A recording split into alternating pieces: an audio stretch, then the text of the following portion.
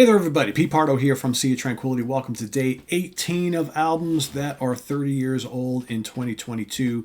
As we look back on 1992, some of our favorite albums that are turning 30 years old this year, that are having their 30th anniversaries from that great year of 1992. 31 days of March, 31 picks.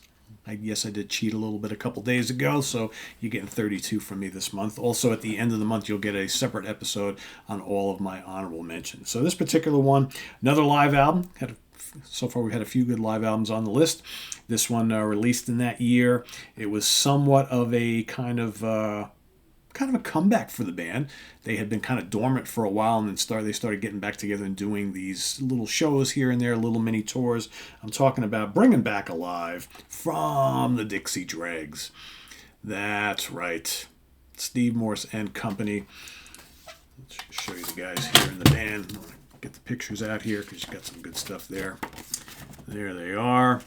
All right, you got Steve Morse on guitar, Rod Morgenstein on drums, of course, Rod also in winger. Steve, not quite yet in Deep Purple, out of Kansas for a little bit. You got T. Lavitz on keyboards. You got Alan Sloan on violin, Alan Sloan MD on violin, and Dave LaRue on bass. Dave, of course, with the Steve Morse Band, so that's where that connection came from. Steve was busy doing the Steve Morse Band stuff around this time. So once again, there are the guys in the band. So this is the tour that they did with Alan on violin. Not too long afterwards, he would be replaced by Jerry Goodman on violin, of course, Jerry from the Mahavishnu Orchestra, right? And that would be a lineup, the Morse, Morgenstein, Lavitz, LaRue, and Goodman, that would, whenever they would get together and play and tour, would be together till 2010. So quite a long time, actually, 1992 to 2010. And then in recent years, you had various configurations. Goodman would stick around for a little while. We lost T. Lavitz, unfortunately, so they went out actually as a four-piece for a bit. In more recent years, we've had Morse, Andy West, original bass player, coming back into the fold. Alan Sloan back on violin, Morgenstein and Steve Davidowski on keyboards. And Steve was in the band back a ways in the late 70s. He appeared a little bit with the band. So anyway, back to this live album. It's a scorcher. They've got a couple really good live albums. They've got the Bring 'Em Back Alive, which is this one. You've got the King Biscuit Flower Hour Presents, which is from a old performance from the late 70s, I believe. And then the California Screamin' live album, which came out in 2000. There's also one called From the Front Row Live. So we've had some various live things. I've seen the Dregs live a couple times. They're absolutely incredible live. This is no exception. You've got a cool batch of tunes. You got a dozen, as a matter of fact. Road Expense, Assembly Line, you got Holiday, Country House Shuffle, a rendition of Kashmir. The Dregs have started doing in more recent times. They have started to drop in some cool covers of like classic rock staples into their set from time to time. So on this one, you got a pretty interesting rendition of Kashmir from Led Zeppelin. You've got the amazing prog rock Odyssey, the song Odyssey from the What If album. Great song.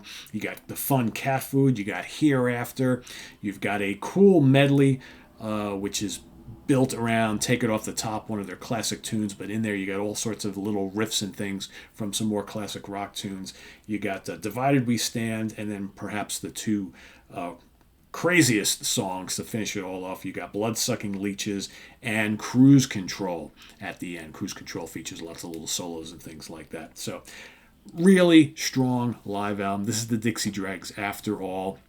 Like I said, you might find other live albums in their catalog that you may prefer, but this was so welcome when it came out at the time because there had been like this long stretch of really nothing from this band. So I played this constantly in 1992, and I still like to pull it out every now and then and give it a whirl and listen to some of the greatness that's on here. But whether it's this one or the California Screamin' live album, they're both really, really good. They feature just some sizzling performances and some great tracks from throughout their career, plus some covers. So check it out if you haven't already. Bring It Back Alive by the Dixie Dregs is my pick today for day 18.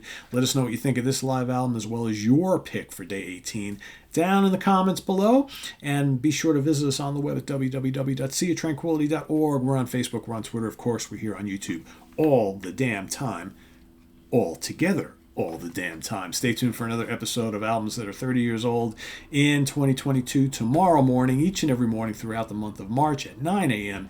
Eastern Standard Time. We've also got, what else we got coming up here?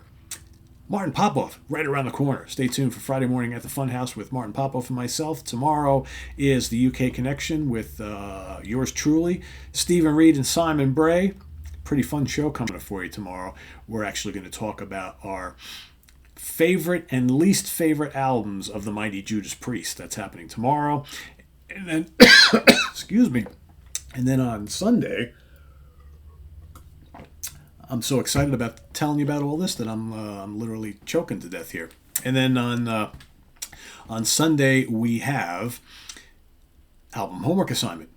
This week it's going to be Sean Tonar going up against George LeMay. So that's happening on Sunday morning. So stay tuned for that and more. I am Pete Pardo. Thanks for watching us here on Sea of Tranquility. We'll see you real soon with more stuff. Take care. Bye-bye.